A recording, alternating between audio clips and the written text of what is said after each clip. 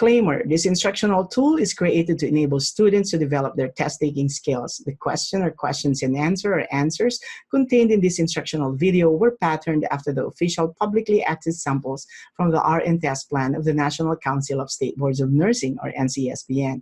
The discussions and rationale presented in the video are based on the lecturer's research and are meant to provide an explanation for the answer or answers to the question or questions that is or are presented.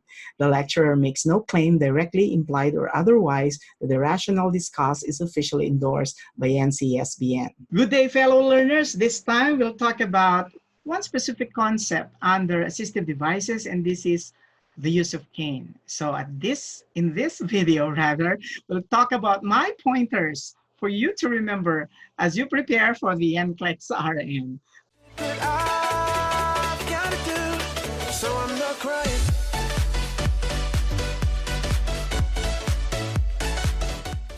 Okay, here's another functional concept.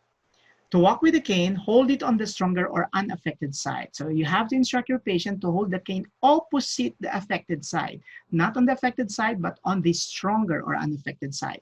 So put the cane to the side, about 6 inches and about 2 inches forward. So that's approximately 8 inches to the side and forward.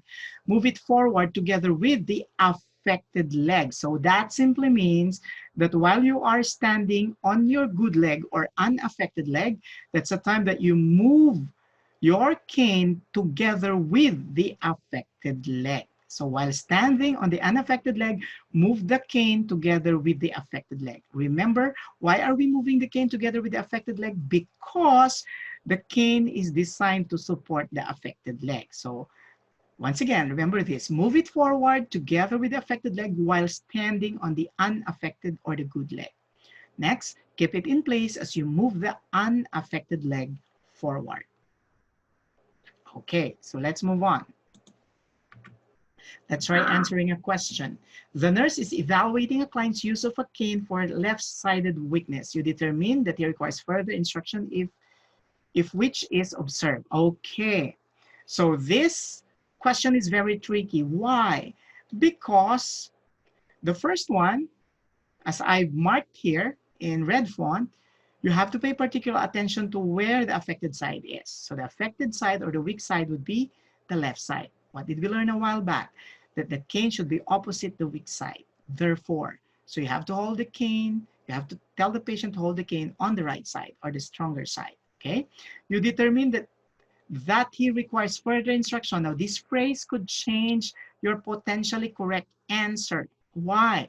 It's not asking you which is correct. It's asking you to identify something that is incorrect because of this phrase, which requires further instruction. So which simply means, which of the following would tell you that the patient is not doing it correctly because you are looking for something that requires further instruction, okay? If which is observed. So let's analyze. He holds the cane on the right side. That is perfect, that is correct. It is not indicative that the patient requires further instruction because, as we said a while back, we hold the cane opposite the affected leg. In this case, the left leg is affected, so hold the cane on the right side. So that's correct. Remember, we are looking for something that's incorrect.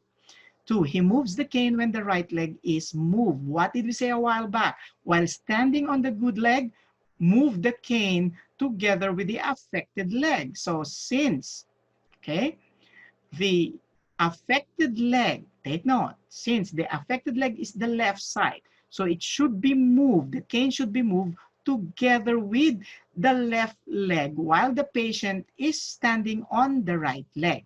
So this is something that we need to think about. He moves the cane when the right leg is moved. Remember, since you have a left-sided weakness, the patient should be standing on the right leg as he moves the left leg together with the cane. So this could be something that's incorrect, something that we could be looking for, right? But we still need to analyze the next items. He keeps the cane 6 inches out to the side of the right foot. That's perfectly fine, and 2 inches forward. So he leans on the cane when the right leg swings through. He leans on the cane when the right leg swings through. Perfect. Why? If your right leg, okay, is the good leg, okay? So as you move the right leg, since you cannot lean on your affected leg, you lean on the cane. So this is correct. So which one is incorrect? So we have identified it's actually option number 2. He moves the cane when the right leg is moved. Okay?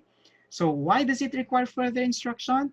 Because, okay, we all know for a fact that the cane is supposed to support the weaker leg. And in this case, the cane should be moved together with the left leg, not with the right leg. Okay?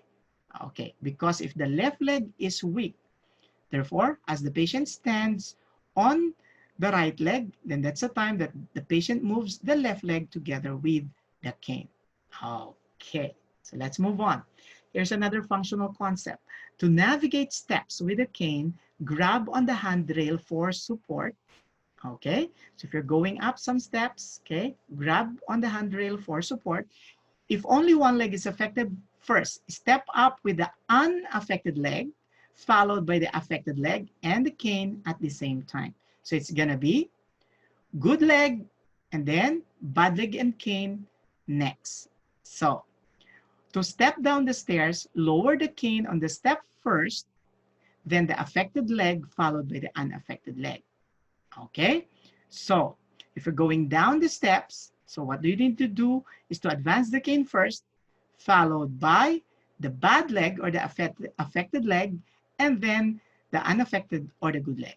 So let's come up with something to make it easy for you to remember this. It's like thinking good to heaven, bad to hell. So if you're going up the stairs, okay, step up with the good leg, okay, followed by the bad leg and the cane. So good to heaven, going up. And if you're stepping down, it's going to be first the cane, and then the affected or the bad leg, followed by the unaffected or the good leg. So it's like cane followed by the bad leg, and then the good leg. So remember, good to heaven, bad to hell. Okay, here's another functional concept. When holding the cane, the elbow should be bent at 15 to 30-degree angle to help maintain balance. Okay, when walking with the cane, look straight ahead and do not look down. And the cane should be handheld on the unaffected side. Remember this, the cane should be handheld on the unaffected side, meaning should be held on the stronger side, okay, on the good leg side, okay? So let's try answering the question that we posted at the beginning of our presentation for this specific concept. Which instruction is appropriate to provide a patient who will use a cane? Flex the elbow at 30 degrees. Yes, we said at 15 to 30 degrees. Yes, put a check. Hold the cane 6 inches lateral to the base of the fifth toe. Yes, we said it. 6 inches to the side and 2 inches front. So you put a check. The handle is approximately at the level of the greater trochanter. That is correct. Handle the cane in the affected side. No, we handle it on the good or the unaffected side. So we put an X. And when going up the stairs, step up on the unaffected, then place the cane in the affected extremity on the step. Okay, as we said, good to heaven, bad to hell. So this is a check. Okay, so once again, it's shout out time. This time for a lady from Tuguegarao City, Cagayan. Okay, Leslie Matamo Viernes, USRN, who passed the test. Okay, last July 23 for the State Board of Texas. Congratulations, Leslie. And let's learn together. For more instructional videos, subscribe to my YouTube channel, Gapuz Mentors, and my Facebook page, Mentor Ray. And if you want to request for a topic that I should cover in my next videos, please bear with me. There has been a lot of requests, okay? So don't worry, we are creating, or for some of the videos, we're now on the editing stage. So we're gonna upload them the soonest time we can. So once again, send in your request to my email, mentor.raygapuz@gmail.com.